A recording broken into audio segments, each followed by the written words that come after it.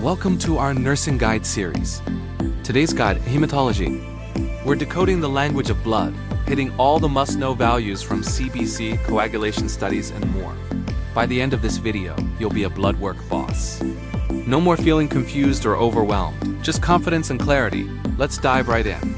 Part 1. The hemoglobin hematocrit lag. When bleeding starts, you're losing whole blood, plasma, and red blood cells together. At first, the ratio looks normal, so hemoglobin and hematocrit don't drop right away. But within hours, the body pulls fluid into the vessels to maintain pressure. That dilutes the blood, and that's when HGB and HCT finally fall. So the question is, how long does it take? It can be confusing because it varies. But here's a timeline to help you understand. During the first 2 hours, the labs may look normal, so rely on vitals. In 2 to 6 hours, you'll see HGB and HCT start to fall. This is the classic 4-hour lag. And after 6 to 24 hours, you'll see a more pronounced drop, especially if intravenous fluids have been given. Clinical pearl. Don't trust the first HGB. Treat the patient, not the number. Serial labs every 4 to 6 hours tell you the true trend. And now for part 2, platelet clues and hidden bleeding. Platelets can lag too. A sudden platelet drop alongside HGB falling? Think hemodilution or ongoing bleed. Part 3. Reticulocyte count. The reticulocyte count is like a report card from the bone marrow. It shows how well the marrow is responding to loss or hemolysis.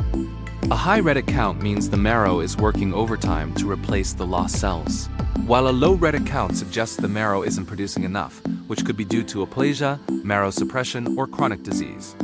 Part 4. RBC size and shape. These are 2 important clues in your CBC. MCV, or mean cell volume, tells you cell size. Microcytic means iron deficiency. Macrocytic indicates B12 or folate deficiency. And normocytic suggests acute blood loss. RDW, or red cell distribution width, shows size variation. For example, in iron deficiency, cells become smaller and the RDW rises, a condition called anisocytosis. In early blood loss, RDW may be the first clue as bone marrow compensates by producing bigger young RBCs in chronic conditions. Part 5. Coagulation and hemolysis pearls. Quick hits. INR high, not always warfarin. Think liver disease. Hemolysis labs. LDH up, bilirubin up, hemoglobin down. That means RBC destruction. Now let's do a quick recap. Hemoglobin and hematocrit can lag, so don't count on the first value. Platelets can also drop, signaling either hidden bleeding or dilution. The reticulocyte count tells us about bone marrow function. Is it working hard or not working well? MCV and RDW give us clues about the size and shape of red blood cells, helping us detect anemia early. And high INR may not always mean the patient is on blood thinners. Think liver issues. And when it comes to hemolysis, look out for LDH and bilirubin rising along with a low hemoglobin. Those are the hallmarks of red cell bursting. Master these pearls and you'll never look at hematology labs the same way again. Before we wrap up, I want to ask you a question.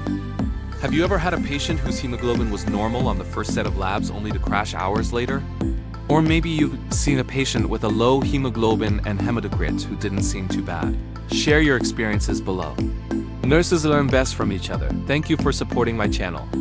Coming up next, we've got Infection Labs Explained, where we'll talk about procalcitonin, CRP versus ESR, and the WBC differential. See you then. Take care.